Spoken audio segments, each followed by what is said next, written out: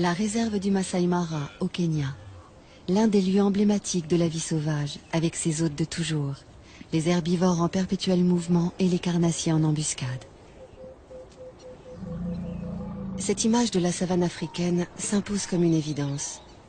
Pourtant, les scènes qui vont suivre nous montreront que l'existence de tous ces animaux ne se résume pas à la simple alternative manger ou éviter d'être mangé.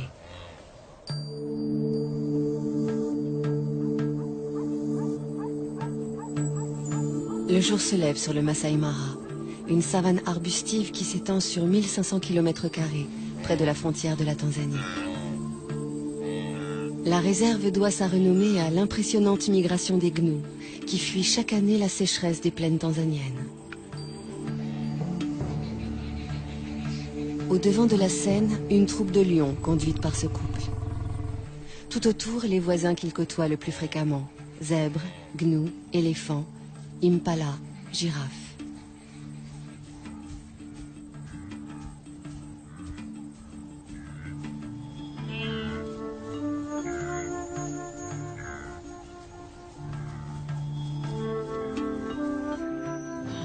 Les amours de ces deux lions constituent à eux seuls une pièce en plusieurs actes. Le mâle a tout pour lui. Une magnifique crinière, un port altier, des yeux de velours dont il dévore sa partenaire. Mais elle se fait prier. C'est son rôle. Et celui du mâle est pour l'instant de la suivre comme son ombre.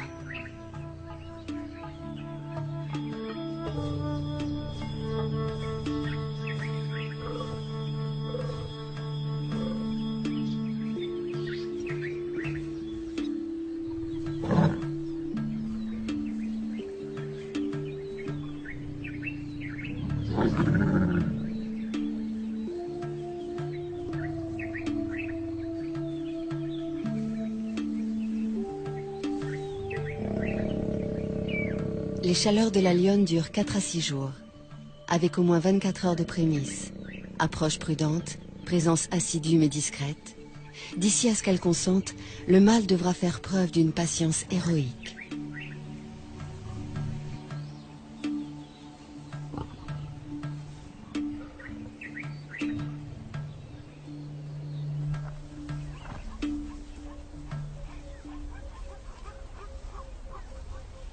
Pourquoi tant d'herbivores dans le Masai Mara? Parce que nous sommes en février, période où cette savane offre une herbe fraîche, riche en protéines. De jeunes pousses surgit 2 à 3 semaines après les pluies. Pour s'en repaître, les gnous sont prêts à parcourir 700 km depuis les plaines du Serengeti au sud.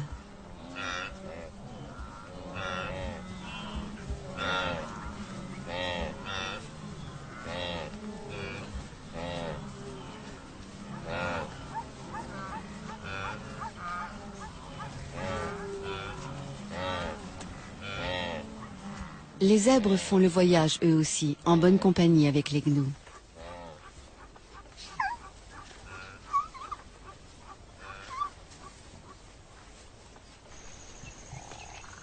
Comme il se doit, les lions prennent leur tribu sur ces troupeaux, ou plutôt les lionnes, puisque ce sont elles qui chassent.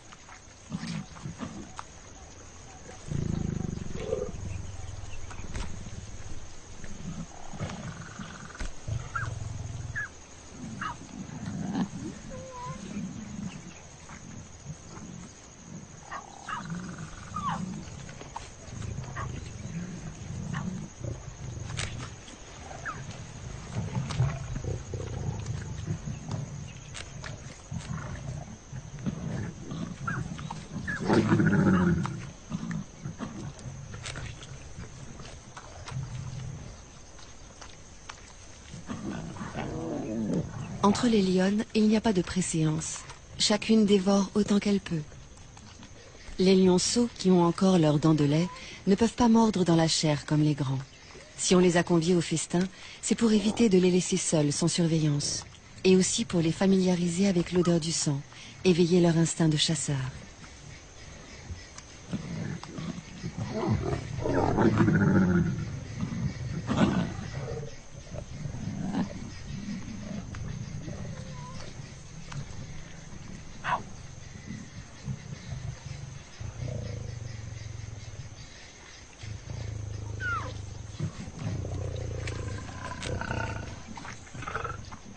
Celle-ci est la plus experte de la troupe. C'est elle qui dirige les opérations lors des chasses collectives. Une fois rassasiée, elle surveille les alentours. Une aussi belle prise pourrait attirer une troupe rivale. Et alors, gare aux petits.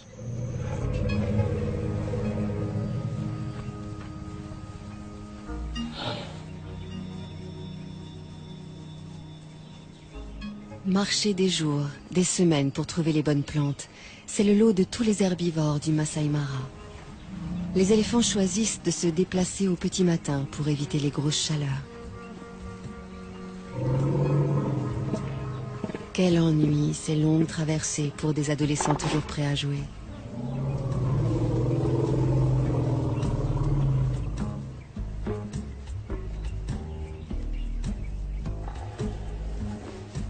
C'est la matriarche, une éléphante âgée et expérimentée qui prend systématiquement la tête du cortège. Elle connaît par cœur tous les chemins à emprunter pour parvenir aux sites les plus abondants en nourriture. Elle tolère de loin en loin une récréation. Les jeunes en ont besoin pour s'exercer aux grandes bagarres de l'âge adulte. Mais lorsqu'elle estime qu'il est temps de repartir, personne ne s'attarde. Enfin, presque personne. Cet éléphanteau n'arrivait pas à sortir de sa sieste et il a fallu le secouer un peu.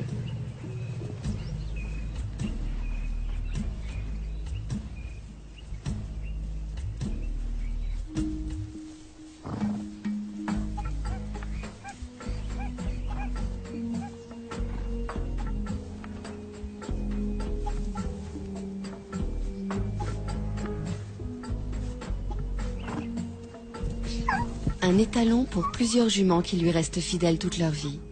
Les petits harems que forment les zèbres de Burchell vivent plutôt harmonieusement, avec juste les querelles d'usage. Du moins tant que ces différentes familles peuvent s'isoler les unes des autres.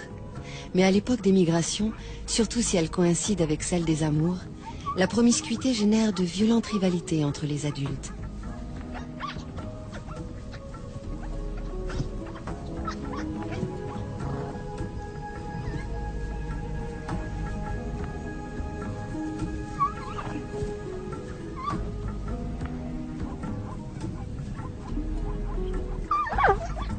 Les poulains s'entraînent le plus tôt possible à ces joutes équestres, pour pouvoir défier un jour le chef d'un harem et échapper, le cas échéant, aux griffes ennemies. Une ruade bien placée peut tuer une lionne.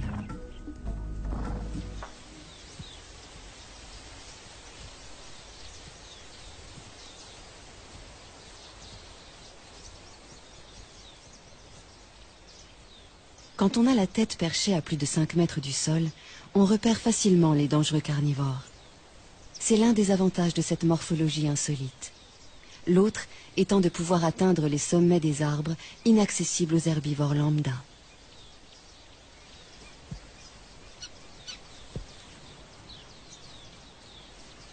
Ces deux girafes de l'espèce Maasai sont des mâles, des rivaux essayant par de curieux balancements de s'intimider l'un l'autre.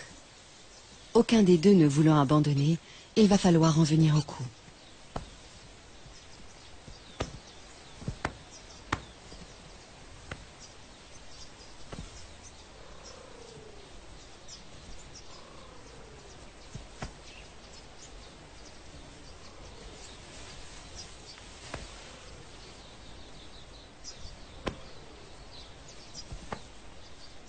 Dire qu'avec ces mêmes gestes, en plus lents et plus doux, un couple de girafes peut se faire la cour.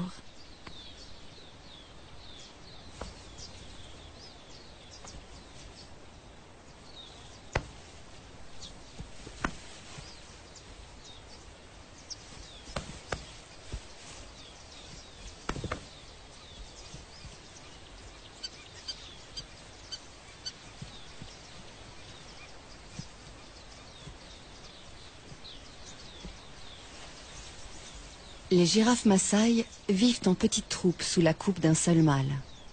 Le but de ces duels, aussi violents soient-ils, n'est pas de blesser l'adversaire, mais d'établir qui est le plus fort, qui pourra prétendre à la place de chef le jour venu.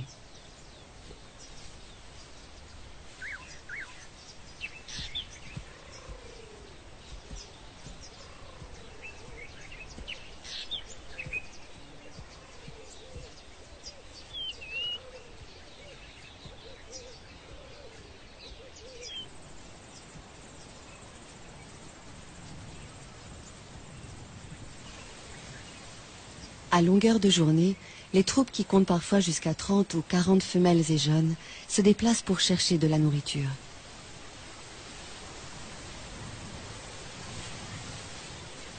Leur plante préférée, l'acacia, qui à lui seul leur apporte toutes les vitamines voulues.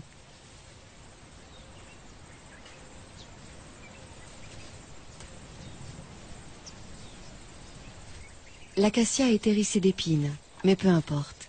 Les girafes ont la bouche totalement insensible et la langue assez souple pour détacher les feuilles sans s'égratigner.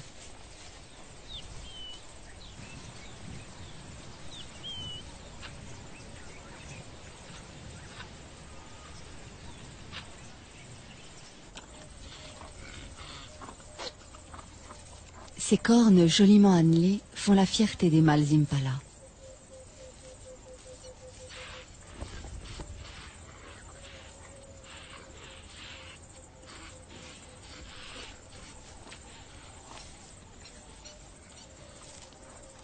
Elles peuvent mesurer jusqu'à 80 cm et ont un pouvoir de séduction qui ne laisse aucune femelle indifférente.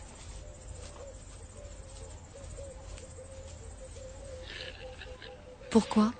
Parce que la taille de cet attribut révèle la valeur de celui qui le porte et que ces dames veulent avoir affaire au meilleur géniteur.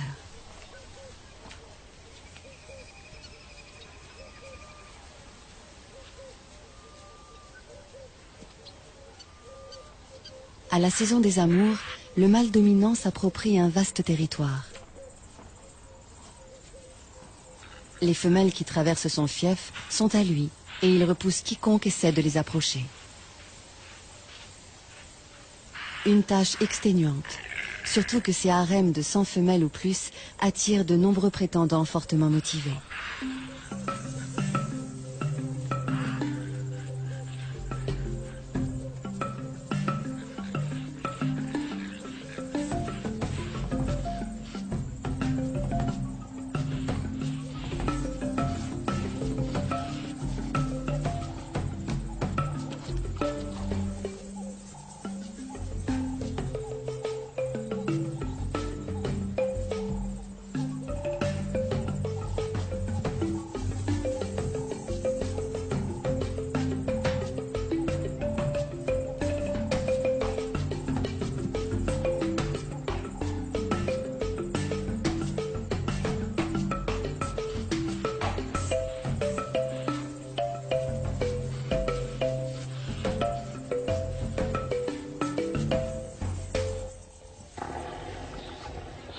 Le soleil est de plus en plus chaud. La matriarche a su conduire sa troupe près d'une zone ombragée où poussent les meilleures graminées de la saison. Ce moment de convivialité incite à échanger. Les éléphants ont une façon très touchante de se saluer ou de se déclarer leur affection mutuelle.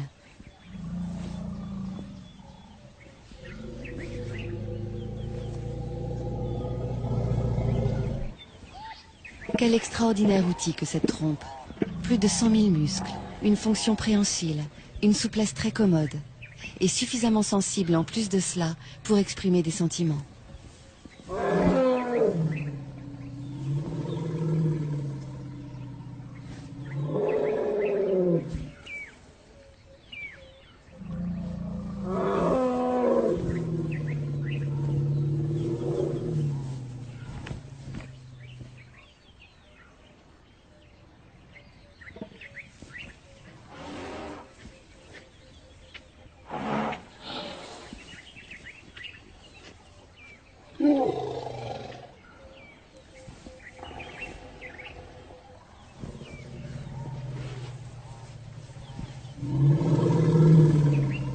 Lors de ces pauses, les éléphantaux restent constamment sous bonne garde. Ceux qui ne sont pas encore en âge de brouter en profitent pour s'offrir une petite tétée. Ils y ont droit jusqu'à 3 ou 4 ans. L'autonomie commence bien plus tôt pour les petits impalas. Ils ne sont allaités que pendant 5 mois, après quoi ils doivent brouter comme les adultes et surtout être capables de suivre le mouvement du troupeau. Par contre, pour avoir un territoire à eux, les jeunes patienteront jusqu'à l'âge de 4 ans. Ce temps d'attente se passe au sein de la harde.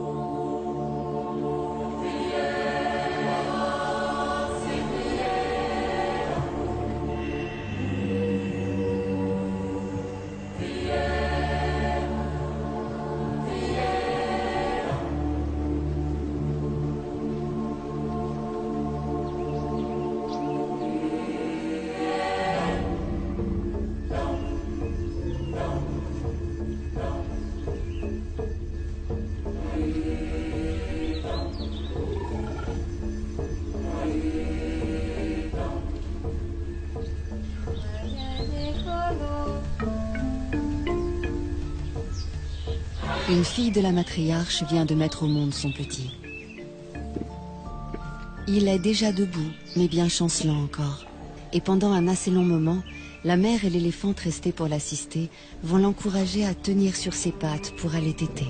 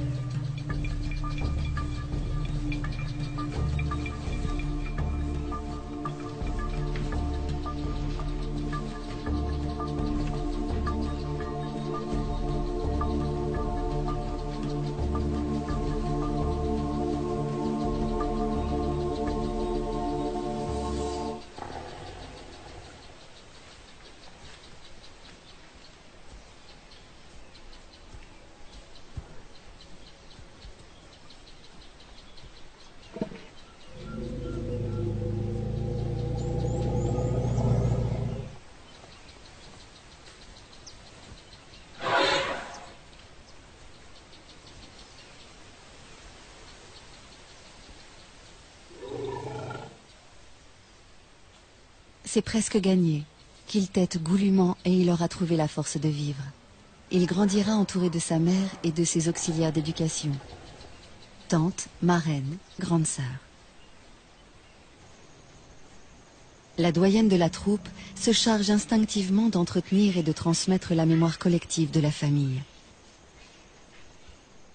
Elle sait où trouver les meilleures étendues d'herbe, aussi bien que les points d'eau. Et à la mi-journée, rien à faire. Il faut boire.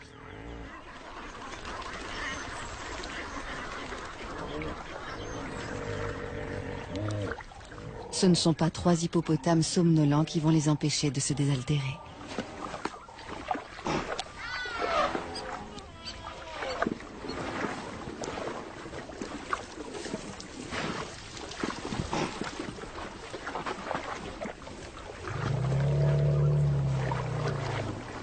« 60 litres d'eau par jour, c'est le minimum pour assouvir sa soif. Et dans l'eau de marigot comme celui-ci, il y a également des sels minéraux que les éléphants ne trouvent nulle part ailleurs.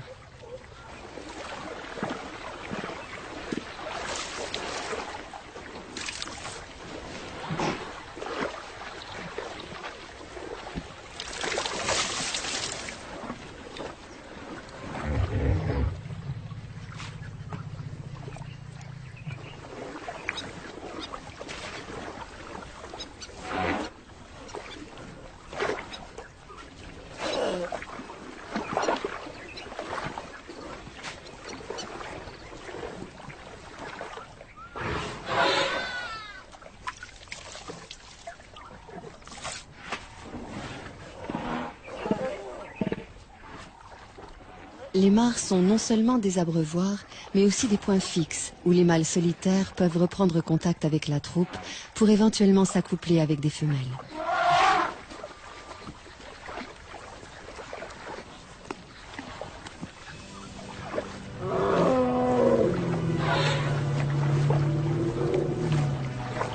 Cette mare ne leur a servi qu'à se désaltérer. Avec toutes ces lentilles, elle ne se prête pas tellement au bain.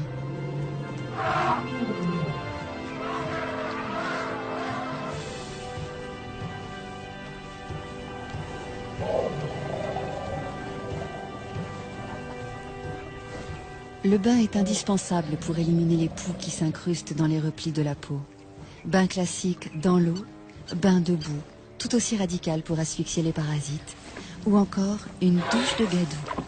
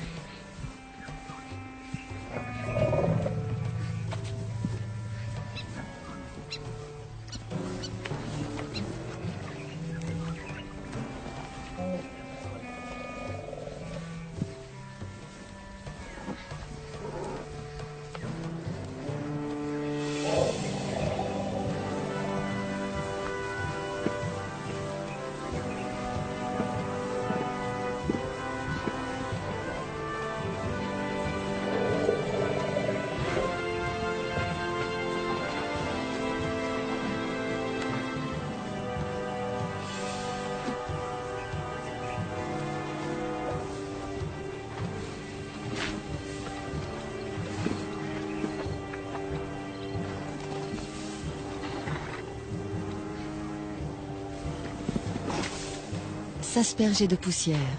Autre technique pour se débarrasser des bestioles qui vous harcèlent.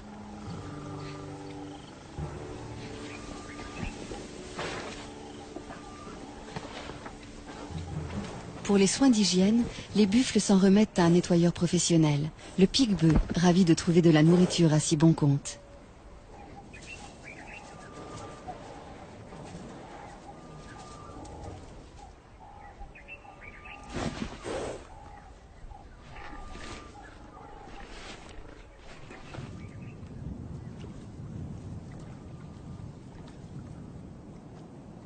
Une sentinelle dans un drôle d'uniforme. Le jabiru du Sénégal, cousin des cigognes.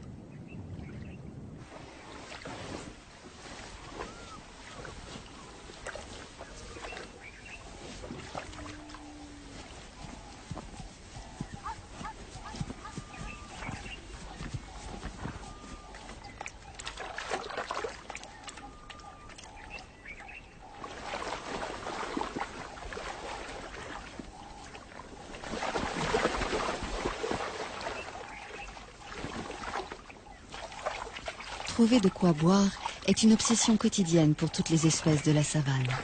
Chez les zèbres, un étalon est plus sûr de séduire des femelles s'il choisit un territoire près d'un point d'eau. Seulement, du fait même qu'il attire tant d'animaux, un point d'eau est à la fois source de vie et menace de mort.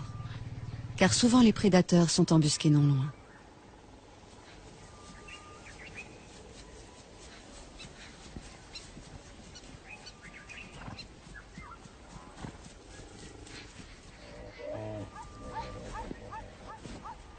Se rassembler, faire bloc, c'est la meilleure des défenses. Surtout ne jamais s'isoler du troupeau. Les chasseurs n'attendent que cela.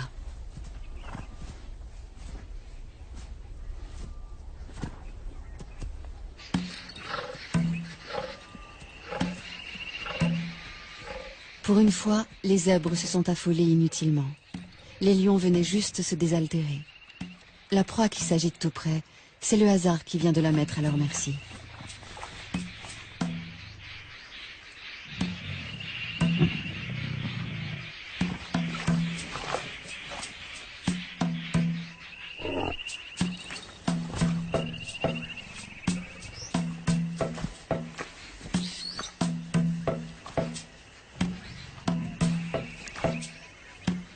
Le jeune mâle aussi a du mal à se dépêtrer de la vase. Mais hélas, moins que le zèbre lourdement handicapé par son poids.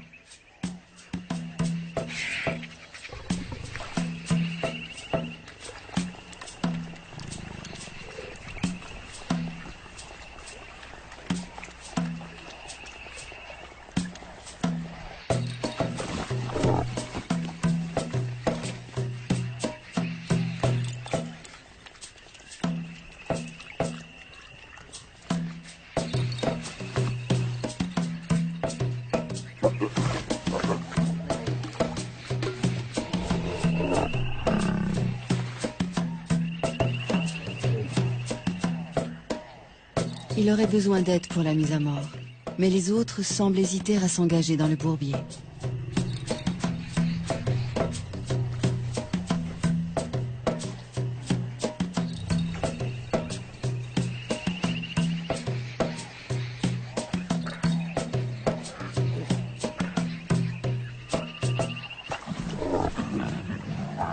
Certains préfèrent chahuter pour l'instant. Il ne leur reste plus beaucoup de temps pour ces jeux insouciants. À 3 ans, ils seront expulsés de la troupe, priés de se débrouiller seuls et de trouver ailleurs un groupe de femelles à séduire.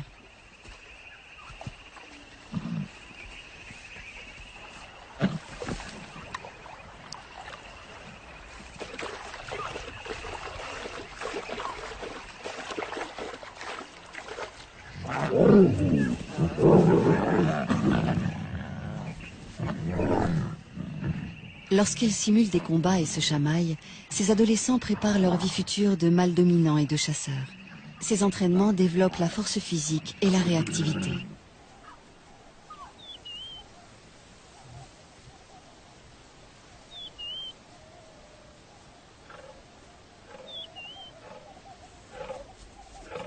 Quand la troupe est occupée ailleurs, une lionne se charge de garder les lionceaux.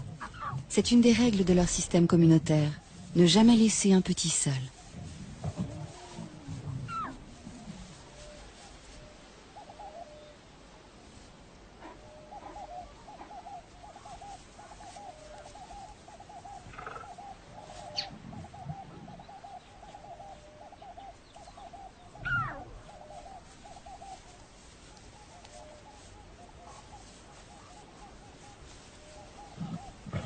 Qu'ils soient les siens ou ceux d'une autre, la lionne les allaite sans aucune discrimination. Chaque femelle de la tribu est à la fois mère, nourrice et marraine. Pourquoi faut-il éviter à tout prix de laisser les lionceaux livrés à eux-mêmes? Par crainte des hyènes, qui peuvent rôder dans la savane, mais aussi à cause des lions eux-mêmes.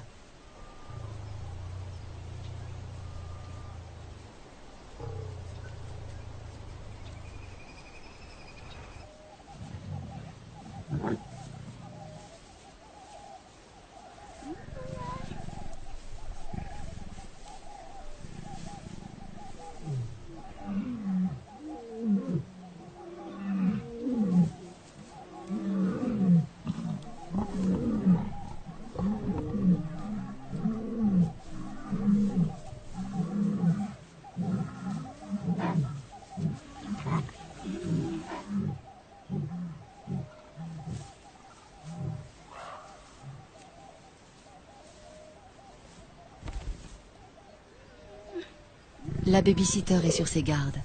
Elle sait bien que les jeunes mâles célibataires qui errent en quête d'une troupe à conquérir sont parfois affamés, hargneux, donc dangereux.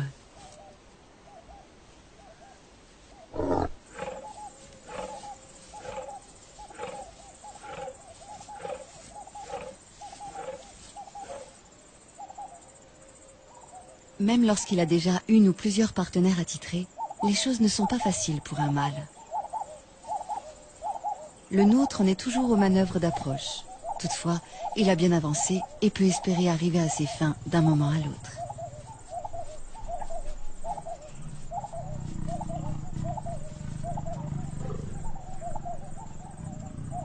Le premier des quelques 200 accouplements qui auront lieu pendant leur idylle.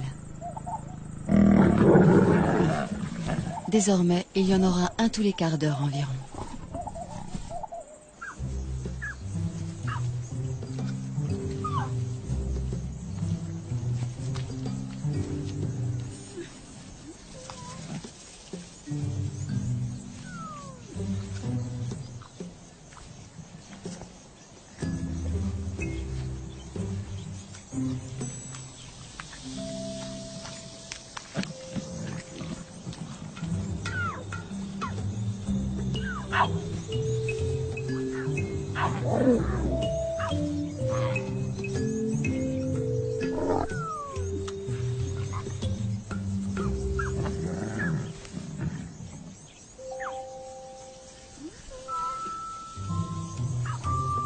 Autour d'une proie, les lionnes n'ont pas la même patience que pendant les longues siestes, les heures où il fait trop chaud pour remuer la moindre oreille.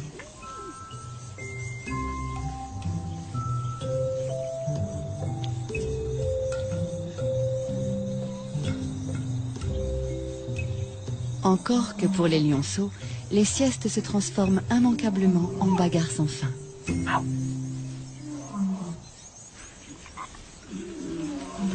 À cet âge déjà, jouer n'est pas seulement s'amuser. Avec les galipettes, les culbutes, les courses-poursuites, les lionceaux apprennent à ajuster leur comportement, à contrôler leurs gestes. C'est ainsi qu'ils établissent leur rapport hiérarchique et leur code.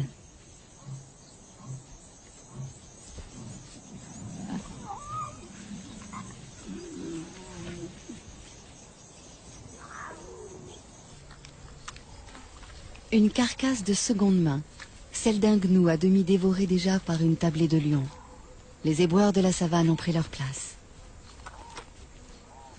Une fois abandonnée, une charogne est à tout le monde. Les chacals n'ont pas plus de droit sur elle que n'en ont les marabouts.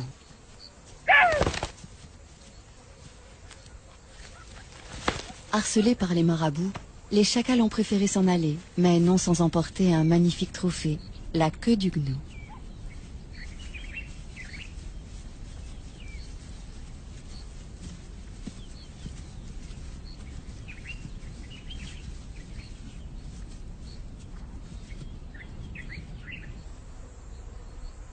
L'un d'eux a eu finalement des regrets. Pourquoi avoir délaissé une si belle proie? La mémoire ne tarde pas à lui revenir.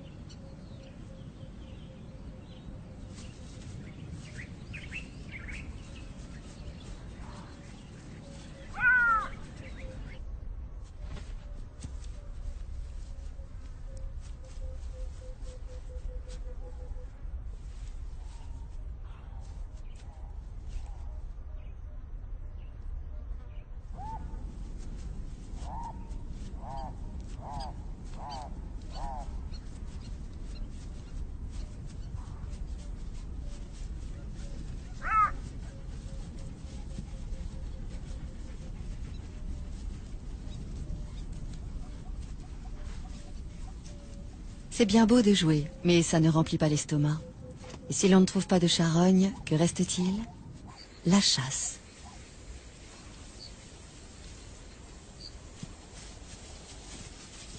Les topis, comme les gnous, savent utiliser cornes et sabots quand il s'agit de défendre leurs petits.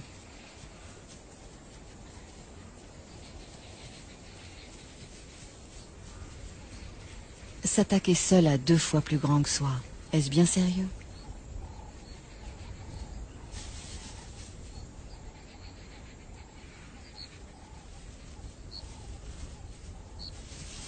Il faudrait, c'est évident, s'y mettre à plusieurs, mais où sont les renforts?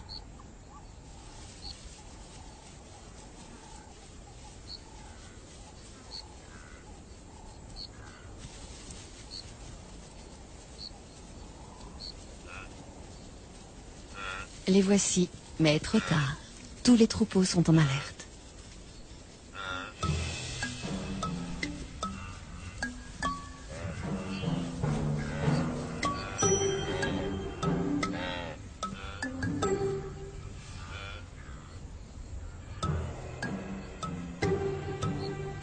Des gnous, on connaît surtout les immenses cortèges marchant vers leur terre promise. Quand un troupeau interrompt sa progression, c'est pour la bonne cause, l'amour. Les mâles, âgés d'au moins 3 ans, cherchent à rassembler autour d'eux le plus possible de femelles. Pour cela, ils font de grandes cavalcades et jouent à se battre, juste pour attirer leur attention.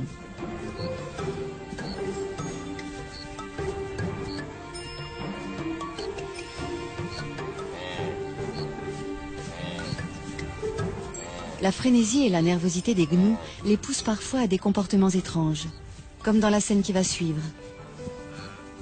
Un bébé de quelques heures à peine, rudoyé par plusieurs adultes.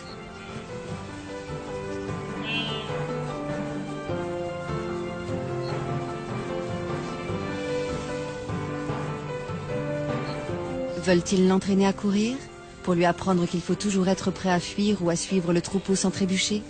Ce n'est là qu'une hypothèse.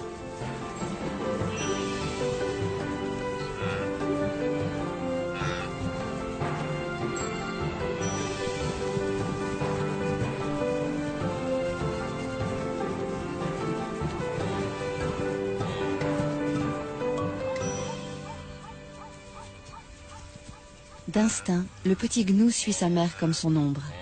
S'éloigner d'elle, surtout quand le troupeau se met en marche, c'est risquer de la perdre.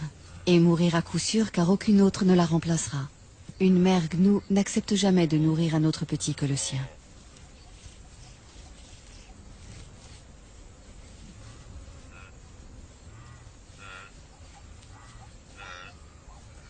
Parce qu'il doit se lancer sans délai dans cette vie itinérante, le bébé gnou est le plus précoce de tous les herbivores. Il est debout et en état de marcher 10 minutes après sa naissance. Ensuite, il n'a plus qu'à suivre le grand mouvement collectif qui lui fera parcourir, s'il résiste à tous les aléas, des dizaines de milliers de kilomètres par an.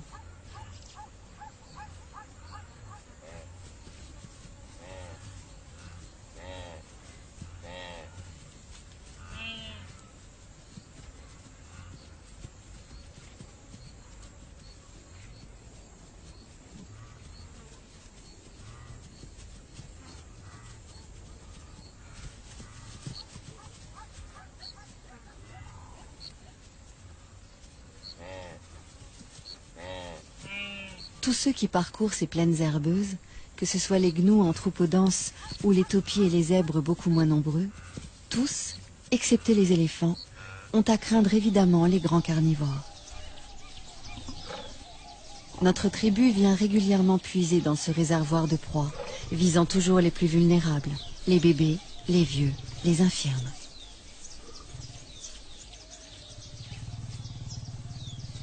Sans doute les lionnes ont-elles fait bonne chère il y a peu, car la chasse n'est pas à l'ordre du jour. L'humeur est plutôt câline et espiègle.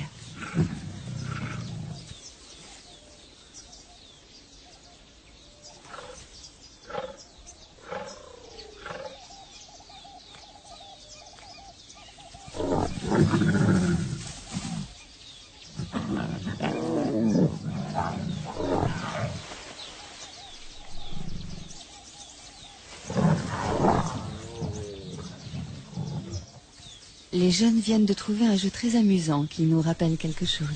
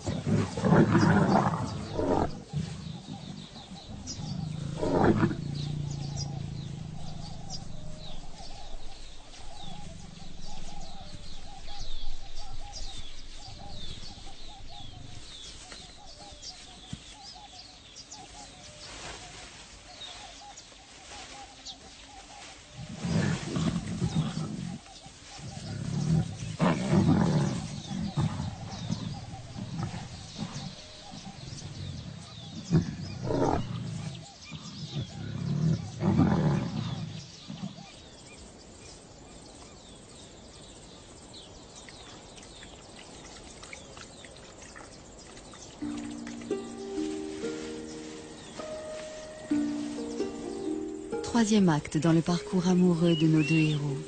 Roméo vient réclamer ou proposer une énième copulation.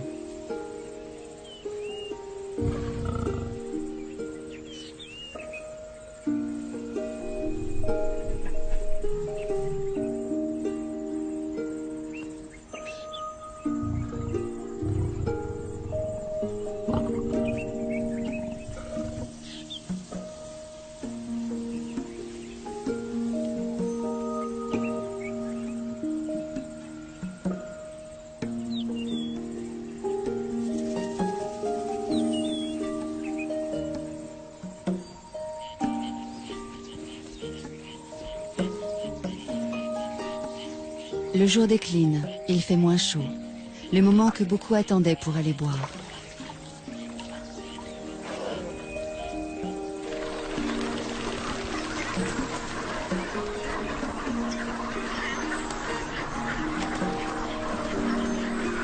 Autour de la mare des lions, tout semble palpiter au ralenti, comme si la fatigue de la journée se faisait sentir chez toutes les espèces. De ce côté, c'est même le repos complet. Certains, on les comprend, ont cédé à l'épuisement.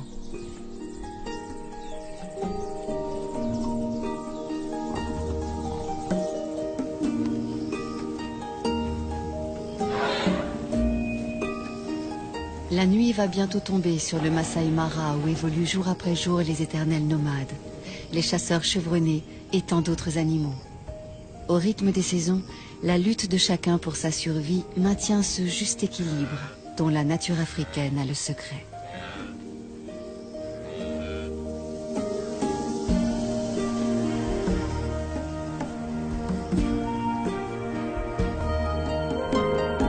Demain, nous gambaderons dans la nature australienne à la rencontre d'un animal bondissant, le kangourou.